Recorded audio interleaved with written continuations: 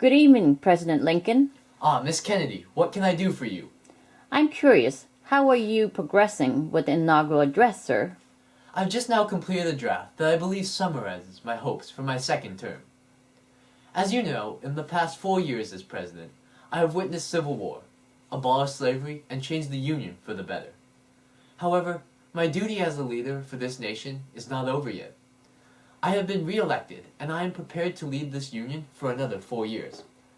I promise to end this civil war and reunite the country in this next term of presidency. Would you care to hear my speech? Yes, I'll be honored, sir. Fellow countrymen, at this second appearing to take the oath of the presidential office, there was less occasion for an extended address than there was at the first.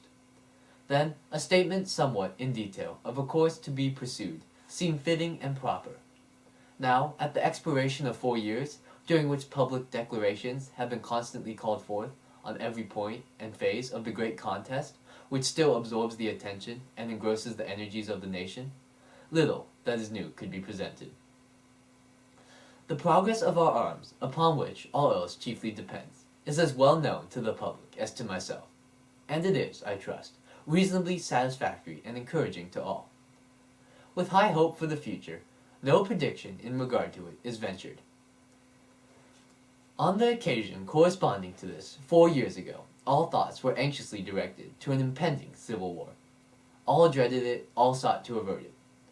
While the inaugural address was being delivered from this place, devoted altogether to saving the Union without war, insurgent agents were in the city seeking to destroy it without war, seeking to dissolve the Union and divide effects by negotiation. Both parties deprecated war, but one of them would make war rather than let the nation survive, and the other would accept war rather than let it perish, and the war came.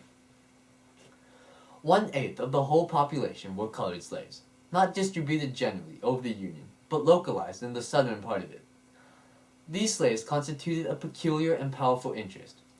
All knew that this interest was somehow the cause of the war.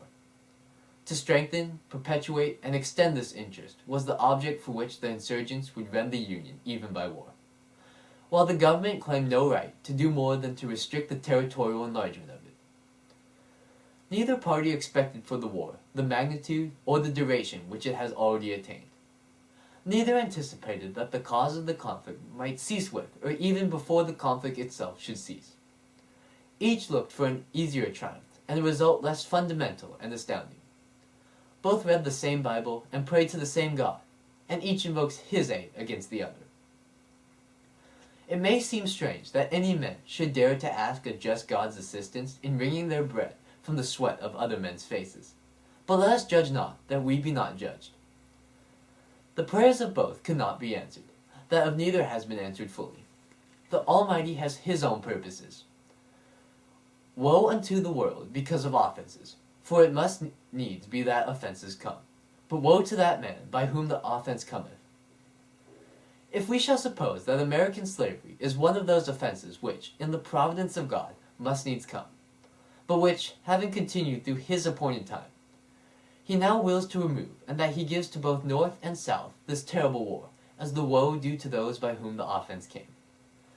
Shall we discern therein any departure from those divine attributes which the believers in the living God always ascribe to him? Fondly do we hope, fervently do we pray, that this mighty scourge of war may speedily pass away. Yet if God wills that it continue until all the wealth piled by the bondsmen, 250 years of unrequited toil shall be sunk, and until every drop of blood drawn with the lies shall be paid by another drawn with the sword.